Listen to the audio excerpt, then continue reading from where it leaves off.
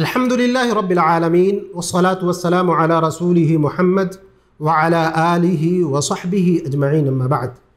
बुखारी शरीफ की रिवायत है, अम्मा आयशा रज़ियल्लाहु अन्हा रावी हैं, फरमाती हैं सअलतु रसूलल्लाहि सल्लल्लाहु अलैहि वसल्लम अन ताऊन,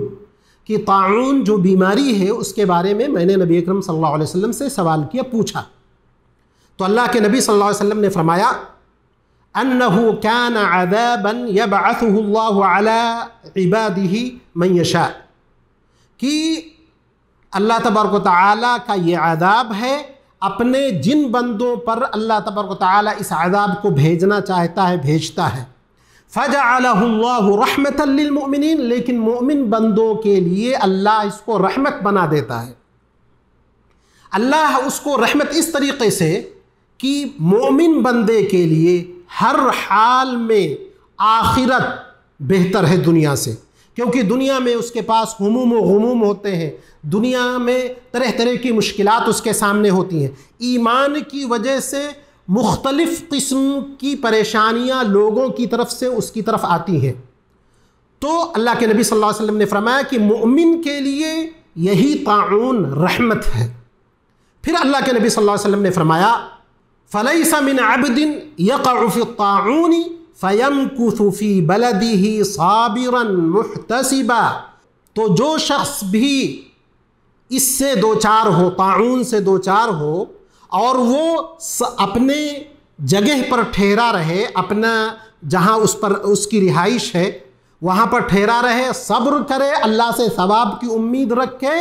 इल्ला कान लहू मिस्लु अजरि शहीद, अगर ऐसा करता है तो उसके लिए शहीद के बराबर अल्लाह तबारक व तआला सवाब लिखता है। तो इस हदीस से कई चीज़ें मालूम हुई। पहली चीज़ ये कि अल्लाह के नबी जनाब मुहम्मदुर रसूलुल्लाह सल्लल्लाहु अलैहि वसल्लम मुख्तलिफ़ किस्म के सवाल का जवाब देते थे, चाहे वो उम्महातुल मोमिनीन के सवालात हों या सहाबे किराम की सवालात हों। दूसरी चीज़ ये कि अल्लाह तबारक व तआला कुफ़ार को मुसीबतों के ज़रिए अज़ाब देता है,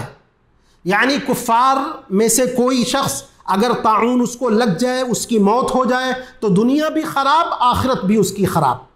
लेकिन यही ताऊन मोमिनीन के लिए रहमत इस तरीक़े से है कि आखिरत में अल्लाह तबारक व तआला उसको शहीद का बदला देगा, साथ ही साथ दुनिया की सारी मुश्किलात से अल्लाह रब्बुल इज़्ज़त वल जलाल ने उसको बचा लिया। ये अल्लाह की बहुत बड़ी रहमत है मोमिनीन के साथ। इसी तरह अल्लाह तबारक व तआला का इतना अजीम फ़ज़ल है कि अल्लाह तबारक व तआला ने शहादतों के कई दराजात रखे हैं। अगर कोई ज़ख्म खा करके मर जाता है, कोई गर्क हो करके पानी में यानी डूब करके मर जाता है, इसी तरह वो औरतें जो विलादत के वक्त वफ़ात पा जाती हैं, इसी तरह पेट की बीमारी से अगर कोई शख्स वफ़ात पा जाता है, तो इन सारे लोगों को अल्लाह तबारक व तआला शहीद का बदला देता है, शहीद के बराबर सवाब देता है। दोनों में यानी जो शहीद, जो हकीकतन शहीद है, जिसने कुफ़ार से मुकाबला करते हुए शहादत हासिल की, और जो दूसरे लोग हैं जिनको शहादत का सवाब मिला पेट की बीमारी में, ताऊन में, इसी तरह औरत जब बच्चा जनती है उस वक्त अगर उसकी वफ़ात हो गई, उस हालत में, दोनों में फ़र्क ये है कि दराजात के एतबार से दोनों में फ़र्क है, लेकिन नेकी, अज्र, सवाब में अल्लाह तबारक व तआला सबको बराबर शहादत का दर्जा देता है। इसी तरह अल्लाह के नबी जनाब मुहम्मदुर रसूलुल्लाह सल्लल्लाहु अलैहि वसल्लम ने एक बहुत पते की बात इसमें कही, जिसको आज लोग मान रहे हैं और मौजूदा जो कोरोना की बीमारी है उसमें उस पर अमल भी कर रहे हैं। अल्लाह के नबी जनाब मुहम्मदुर रसूलुल्लाह सल्लल्लाहु अलैहि वसल्लम ने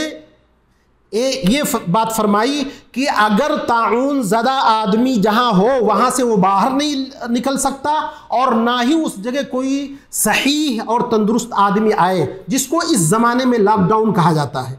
तो इस चीज़ की तालीम हमारी शरीयत ने बहुत पहले दे दी थी। इससे क्या होगा कि जो शख्स बीमार है, मुमकिन है फौत हो या ना हो,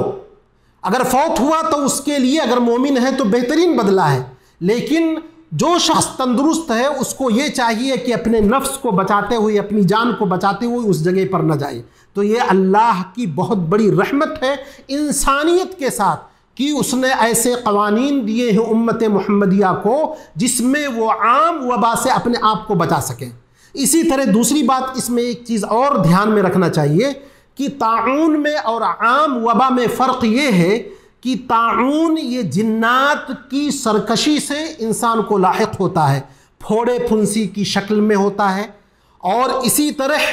ताऊन मदीना में दाखिल नहीं हो सकता, लेकिन आम वबाएँ जो हैं वो मदीना में दाखिल हो सकती हैं, मक्के में दाखिल हो सकती हैं, और उसका सबब दूसरा है। उमूमी तौर पर जितने भी बलाएँ हैं सब का सबब यह है इंसानों की सरकशी। तो हमको ये बहुत बड़ी तालीम मिली इस हदीस से कि हमको लॉकडाउन में एहतियात से काम लेना चाहिए और उस पर अमल पैरा होना चाहिए।